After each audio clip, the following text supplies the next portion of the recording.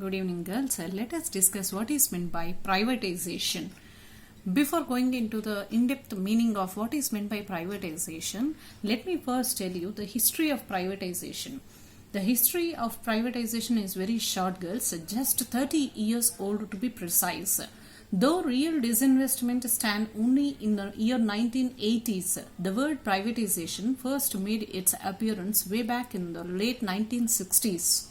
The credit of inventing the word goes to Peter Drucker. I think you will be knowing the name well, who used to use the term first in his famous book, The Age of Discontinuity in 1969. 10 years later, Margaret Thatcher became the Prime Minister of Great Britain and Britain in the move towards privatization. So let us see what the meaning says. In simple terms, it means to change from public to private ownership or control or transfer of assets and service functions from public to private hands. And another definition goes like it is the process that reduces the involvement of the state or the public sector in the nation's economic activity.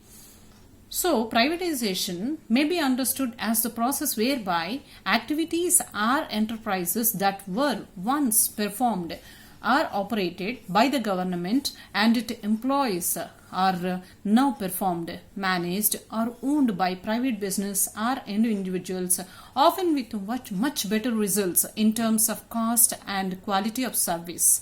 Privatization achieves these results by replacing government monopolies in the competitive pressures of the marketplace to encourage efficiency, quality and innovation in the delivery of goods and services. That's what we say. Let's discuss enhancement and objectives of these privatization.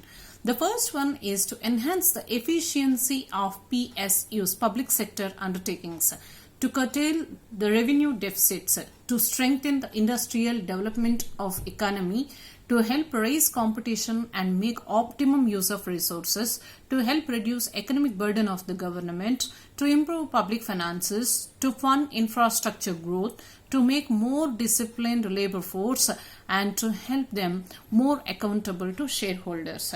Let me discuss in a nutshell what is the gist of all these objectives, girls. The basic objective of privatization everywhere is to improve the performance of CPSUs so as to lessen the financial burden of taxpayers.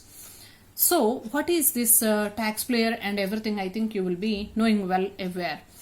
To the objective aim at increasing the size and dynamism of the private sector, distributing ownership more widely in the population at large, encouraging and facilitating the private sector investments from both domestic and foreign sources, generating revenues of the state, reducing the administrative burden of the state, and in the case of former socialist countries, means the state launching and sustaining the transformation of the economy from a command to a market model.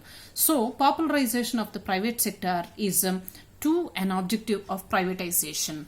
Now, let us see what are the advantages of privatization. It can provide necessary push to underperforming PSUs, means whenever it feels that some sick unit is there, it gives an upliftment for that particular unit. It brings out fundamental structural changes and providing momentum in the competitive sectors. It leads to implementation of a global best perspective practices along with management and motivation of best human talent. It helps in escalating the performance benchmark of the industry in general. So what is this all means? What is this meant? We can say it helps in escalating, means increasing. It is to provide better and quick services to the clients. It helps in improving overall infrastructure of the country. To make a particular argument, here we say the inability of the public enterprises is to move their management system and to respond to the challenges of globalization given the constraints imposed by the ownership structure dispersed among many departments and agencies representing the government.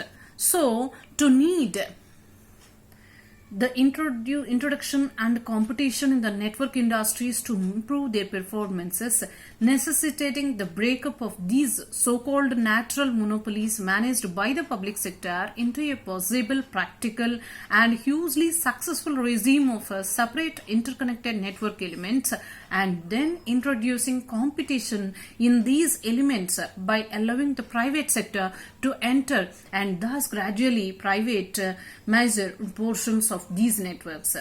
The inability of these public sector enterprises to be flexible and efficient in the face of competition, not only from indigenous companies but also from international peers in an increasingly globalizing world with low tariff barriers. We can say, girls, the inability of the governments to sustain the long-term funding of losses of public sector enterprises is also an advantage for this, we can say, privatization. Now let us see what are the disadvantages where we can come across arguments against privatization. It mainly focuses more on profit maximization and less on social objectives. This plays the very first role as far as privatization is concerned. There is a lack of clearness in private sector and stakeholders as they do not get the complete information about the functionality. It intensifies the price inflation in general as they do not get government subsidies. There can be conflict of interest among the shareholders and the management of buyer in the private sector companies. The initial resistance to change can impede the performance of the enterprise. Not only this, girls, the privatization loses the mission with which the enterprise was established. And the last one is it has provided the unnecessary support to the corruption and lawful ways of accomplishments of licenses and business deals among the government and private bidders. To give a conclusion means what all the gist of these so many disadvantages are concerned is nothing but the primary reason of privatization must be to improve the efficiency of PSUs. No doubt about it. It is believed that once the units are handed over to the private sector, they will be unbureaucratized, will have professional management and will improve performance in all respects. Whether this claim holds any water can be means seen if one were to dig the reasons which contributed to the sickness of the public sector in the first place.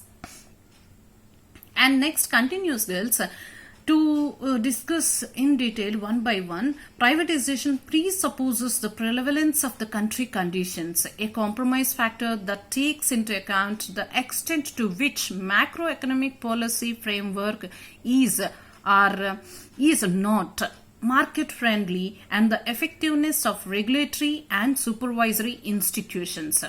Favorable macroeconomic millennium helps attract private investors and makes the process feasible. It also ensures, girls, that privatization will expand competition and provide efficiency rather than simply transferring the rents from CPSUs to new private owners.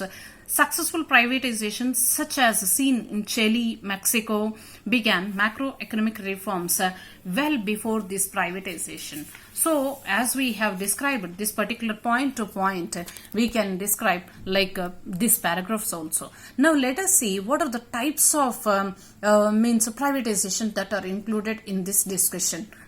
We may go take the discussion to the types of privatizations, which are of quite three types. That is delegation, disinvestment, displacement. Now let us see what these types actually mean to our discussion. Coming to the first to discuss is a delegation. Delegation something is nothing but you keep the responsibility to some person. That's what actually our management delegation meaning is. Here government keeps a hold of responsibility and private enterprise handles fully or partly the delivery of the product and services. I told you already, when a particular job is a task is given to you, that is known as means you will be held responsible for anything as far as that particular task is concerned. So this is what is meant by delegation. Here also the government keeps a hold of responsibilities. For example, TSRTC was privatized. For example, think for a while that it was privatized.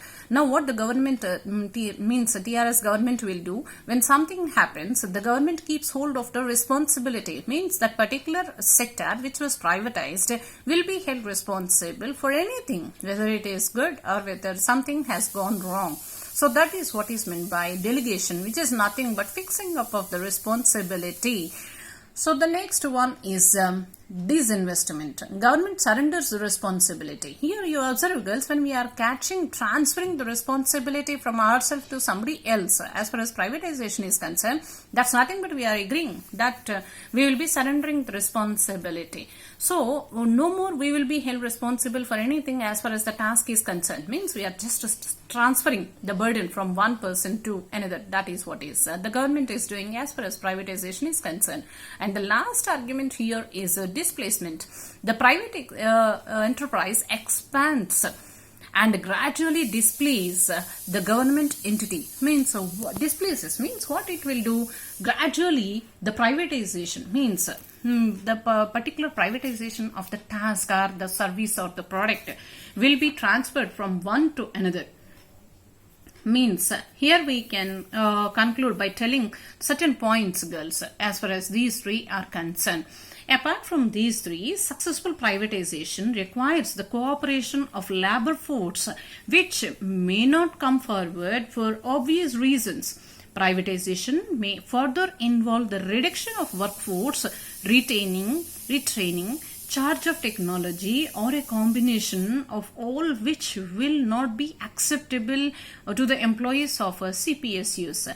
Not only this, girls, there is another principle which says that the privatization is not that every transaction of sale must be transparent. Here you will be astonished to know delegation means once we have transferred the responsibility means everything is gone. No.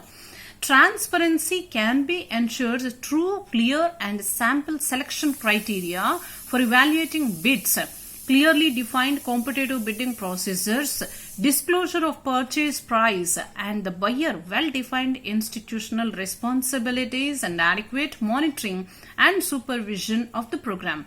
Here, lack of transparency can lead to a political backlog and is often associated with poorly and very costly sales.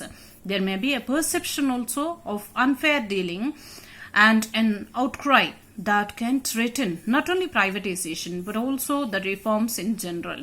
So what we need here is after delegating all this, we need to damn sure say that before we conclude this particular topic, needs means what privatization need in order to make the successful needs means there is no advantage in transferring a public sector monopoly, no matter how inefficient, into the private sector where it will become a private sector monopoly.